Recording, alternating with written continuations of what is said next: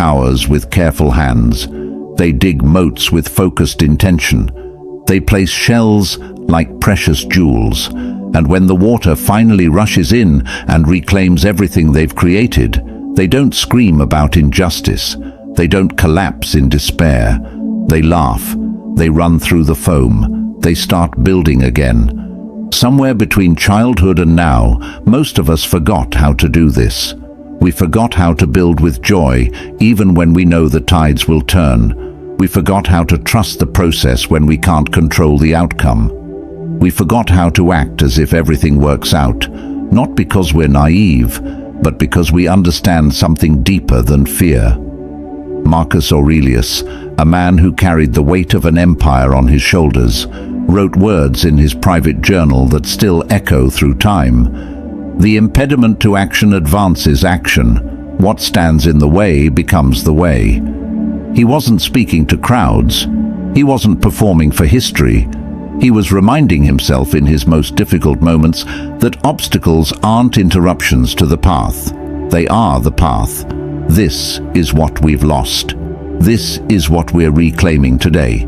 You're about to discover 7 ancient principles that will fundamentally shift how you move through the world. Not by changing your circumstances, but by transforming how you interpret them. Not by controlling what happens, but by mastering how you respond. Not by denying difficulty, but by deciding that even difficulty is working for you, not against you. Imagine living with such deep trust that panic becomes foreign to you. Imagine moving through uncertainty with the calm of someone who knows, really knows, that they're being guided toward something good, even when the path looks dark. Imagine becoming the kind of person who doesn't just survive challenges, but uses them as fuel for becoming who they're meant to be. This isn't fantasy. This is philosophy in action. This is Stoicism lived, not just studied. And it starts with a single decision. The decision to act as if everything always works out for you, even before you have proof. Especially before you have proof. Before we dive deep, I need you to do something. Hit that like button right now. Drop a comment below. Let me know where you're watching from. Share this with someone who's been struggling to trust the process. Subscribe to this channel because what we're building here matters. And please, don't skip any part of this video.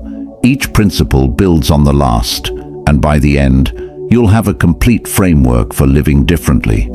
If you truly believe everything works out for you, declare it boldly. Type, "It works for me" in the comments. Number 1. Trust the timing, not the timeline. We live in a world obsessed with deadlines. Get the degree by 22. Find love by 30. Achieve success before your hair turns grey. We've been handed invisible clocks that tick louder than our own heartbeats, and we measure our worth by how well we keep pace. But here's what the Stoics knew that we've forgotten. Life doesn't operate on your schedule. Epictetus taught, "No man is free who is not master of himself." And part of mastering yourself is releasing the illusion that you control time. You don't. You never did. What you control is how you show up in this moment, right now, regardless of where you think you should be. When you act as if everything works out for you, you stop fighting the pace of your journey. You stop comparing your chapter 3 to someone else's chapter 20.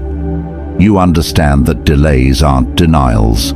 They're often divine orchestrations you can't see yet. That job you didn't get might have saved you from a toxic environment. That relationship that ended might have freed you for a love you couldn't imagine. That business that failed might have taught you the exact lesson you needed for the one that will succeed. Trusting the timing means you plant seeds without obsessing over the harvest. You water them, you tend to them, and you believe that when the season is right, they will bloom. You don't dig them up every week to check if they're growing. You trust the process because you've decided to act as if the universe has better timing than your anxiety does.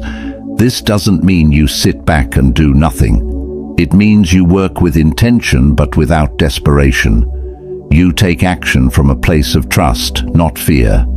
You show up fully, knowing that what's meant for you won't miss you, and what misses you was never meant to stay.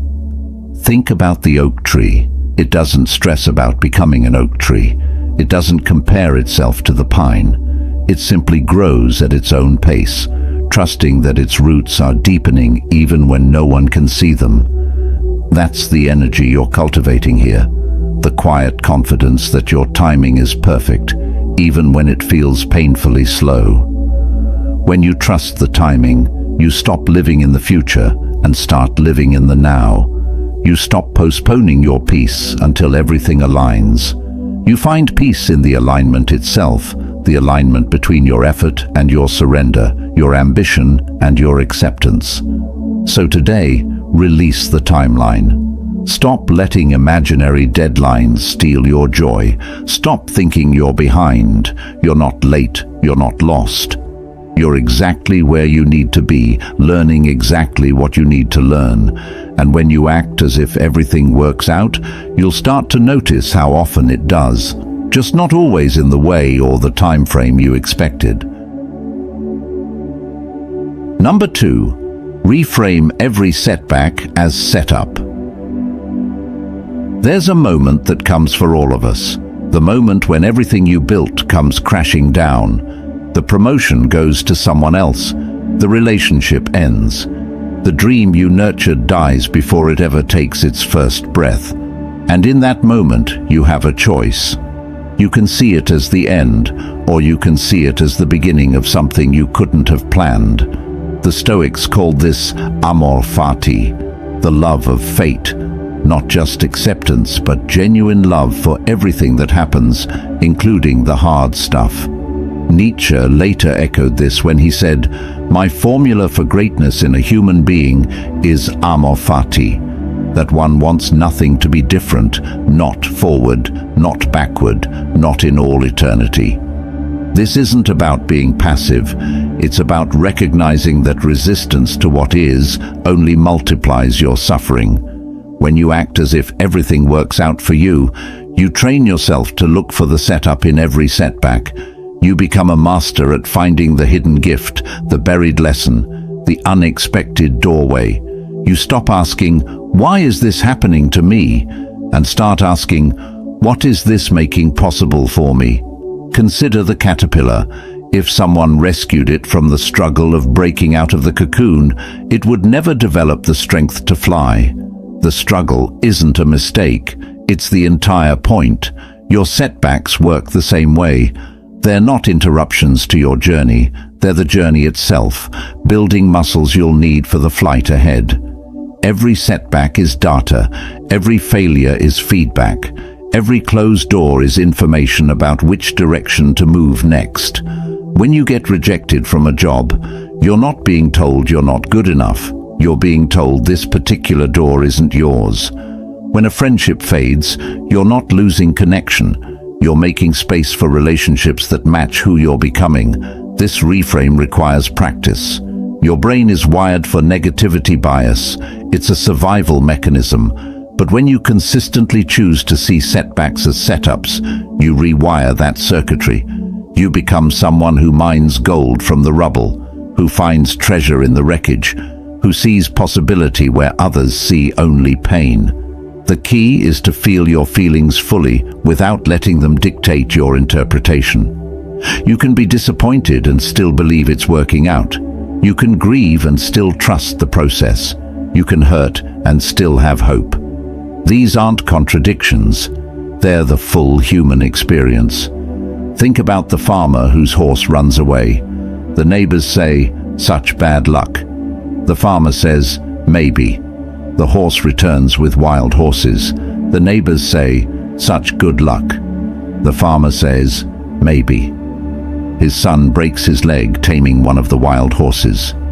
"Bad luck," they say. "Maybe," he replies. Then war comes, and his son is spared because of his injury. "Good luck," they exclaim. And the farmer, wise as ever, simply says, "Maybe." This parable teaches you that you rarely know in the moment whether something is truly a setback or a setup. What looks like disaster today might be your greatest blessing tomorrow. So why not act as if it's already working out? Why not give yourself the gift of that belief right now, instead of waiting for proof? When you reframe setbacks as setups, you stop being a victim of circumstance and become a student of life. You approach challenges with curiosity instead of dread. You ask better questions, you find better answers, and most importantly, you keep moving forward, even when the path looks nothing like you planned. If you're ready to see obstacles as opportunities, comment "Setback is set up" below. Number 3. Surrender control, strengthen trust. Control is the most seductive illusion we cling to. We believe if we just plan enough, worry enough, prepare enough, we can force life to bend to our will.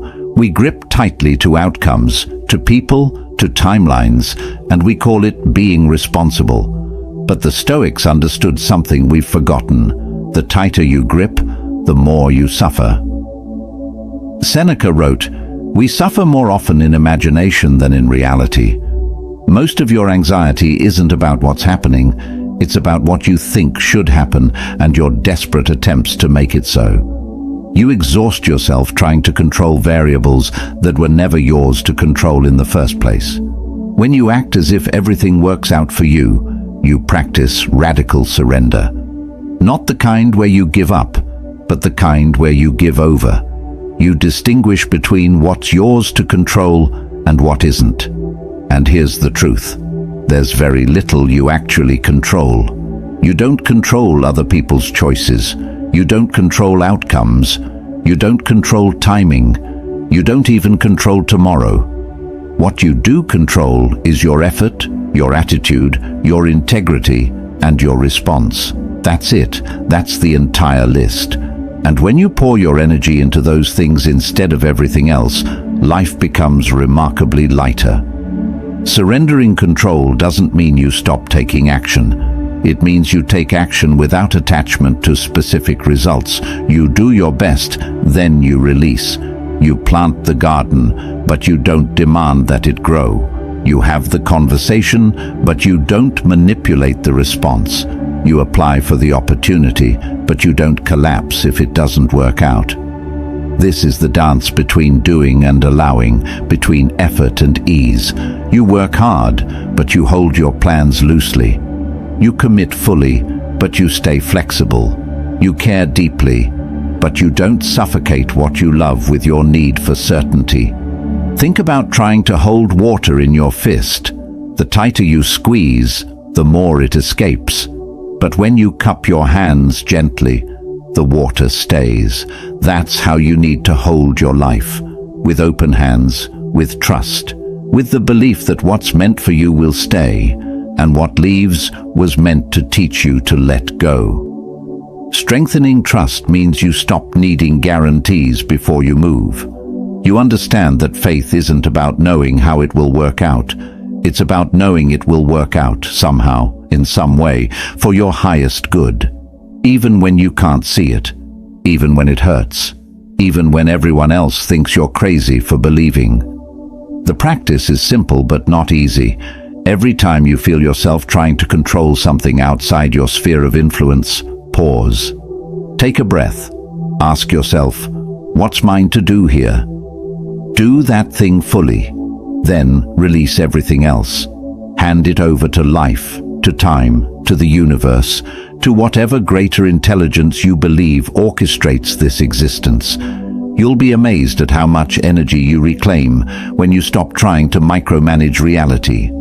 You'll be shocked at how often things work out better than you planned when you give them space to unfold naturally.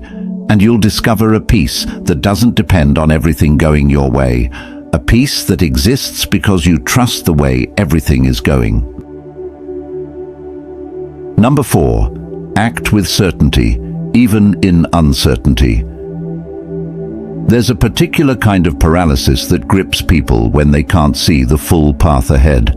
They stand at the edge of decision, waiting for clarity, waiting for guarantees, waiting for some cosmic sign that lights up the entire road before they take a single step. But here's what they miss. Certainty isn't found, it's created. It's built with each step you take, not before you take them. The Stoic philosopher Epictetus understood this deeply when he said, "First say to yourself what you would be, and then do what you have to do." Notice he didn't say, "First know exactly how everything will turn out, then maybe consider doing something." He said, "Decide who you are, then act accordingly." That's the secret. When you act as if everything works out for you, you don't wait for confidence. You act with confidence and let the feeling catch up later. You move forward even when your hands are shaking. You make the call even when your voice might crack. You start the project even when you don't have all the answers. Because you've made a fundamental decision that your uncertainty won't be your prison. Think about learning to walk as a child. You didn't wait until you were certain you wouldn't fall. You fell dozens of times. You wobbled, you stumbled, you crashed into furniture. But something in you just knew that walking was possible, so you kept trying. You acted with certainty even though you had no evidence yet that you could do it. And eventually, your actions created the certainty your mind was looking for. This is how you navigate life when you believe things work out for you. You understand that waiting for perfect clarity is just fear wearing a sophisticated mask. You recognize that the bridge appears as you walk, not before. You trust that the next step will reveal itself when you take this step. Acting with certainty doesn't mean being reckless. It means being decisive. It means gathering the information you can, consulting your inner wisdom, and then moving with conviction even if you don't have every answer. It means you stop letting "I don't know" become "I won't try." The neuroscience backs this